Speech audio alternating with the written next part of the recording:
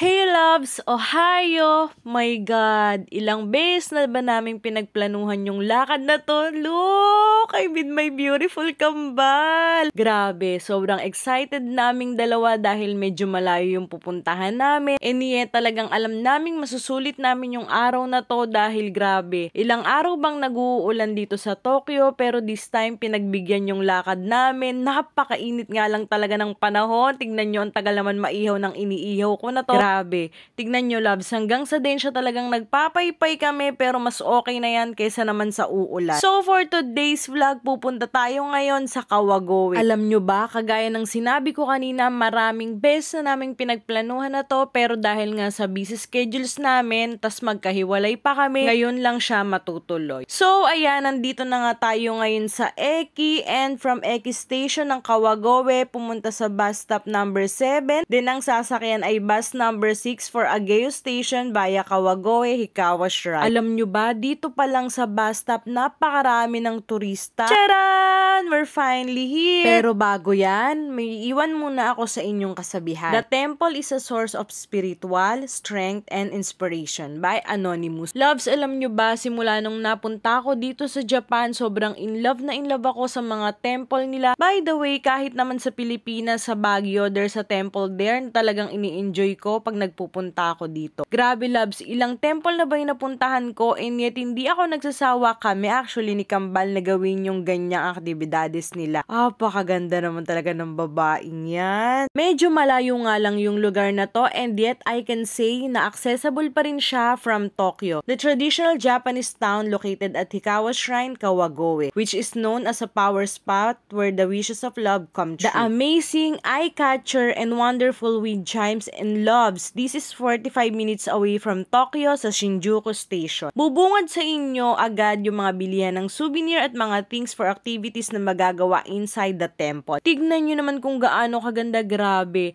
Alam nyo ba, mag-iisang taon na ako dito sa Japan pero hanggang ngayon talagang amazed na amazed pa rin ako sa mga nakikita ko. Alam mo yon, kahit nakita ko na siya sa ibang temple and yet talagang parang bagong-bago pa rin siya sa paningin ko. At tignan nyo naman kung gaano pinagbabastaan ng Japan. Tignan nyo yung pamis nila dahil nga sobrang init dito. Napakaganda rin yan, grabe. Alam nyo ba, sabi ko nga sa kanya, Kambal, we also have that sa Pilipinas, dun sa Pililia at sa Ilocos. I can say na isa to sa pinakamalaking temple na napuntahan ko, ang Kawagoe Hikawa Shrine. Tignan nyo naman kung gaano kaganda. Ang daming tao nung araw na nagpunta kami dahil Love Sunday to. Pero masasabi kong hindi siya sobrang crowded dahil nga malaki yung space niya. At isa nga ang fish catching sa activities na ginawa namin dito. Loves, dahil nga almost 2 months na tong vlog na to, hindi ko ma-recall kung 100 or 300 yen yung binayad namin dito. Alam nyo ba, usually kapag ka nagpupunta kami sa temple or ako, kahit hindi si Kambal yung kasama ko, minsan yung family ko, talagang kumukuha kami ng ganyan. Ayan, grabe. Ito yung lakad na talagang masasabi kong all-in-one, kahit apakainit talaga namang mga laban na laban. Dahil loves, from Kawagoe Hikawa Shrine, bus number 6 ulit ang sasakyan, then 3 stops,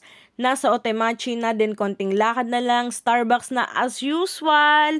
Ang o-orderin natin ay ang matcha. Alam nyo ba, hanggang ngayon sobrang thankful, grateful at talaga namang feeling blessed ang inyong lingkod dahil grabe. Ilang beses ko bang napanood yung mga clips ng video ng mga vlogger na nasa Pilipinas? I mean ng mga taga-Pilipinas na vlogger. Tapos ngayon, ako na yung nakatungtong sa lugar na to. Mag-hi muna kayo sa ating asukal di mama for today's vlog. Thank you, Kambal, for the treat. Grabe. Ang layo na ng lakbay niyan papunta rito and yet siya pa yung nagpapabudol. Napakaganda lang talaga ng Starbucks na to. May mga souvenirs pa kayong mabibili dyan if ever na gusto nyo. Though hindi siya kalakihan, loves ha, kasi alam nyo ba, parang almost 10 minutes kaming ikot ng ikot ni Kambal dahil nga hindi ganun kalaki. Tapos may ano naman siya, may outdoor at may mga chairs na nakalagay doon. Kaya lang, kagaya ng sinabi ko kanina, sobrang init. Hindi namin may enjoy feeling namin. Once na dun kami umupo, buti na lang talaga may isang generous na hapon na mag-asawa na tinawag kami kung kailan naman muntik na naming ipa-take out yung kainin at inumin namin. Loves, tignan nyo kung paano nyo masasaksihan kung mag-usap ang isang nonchalant at ang OA. Happy watching, loves!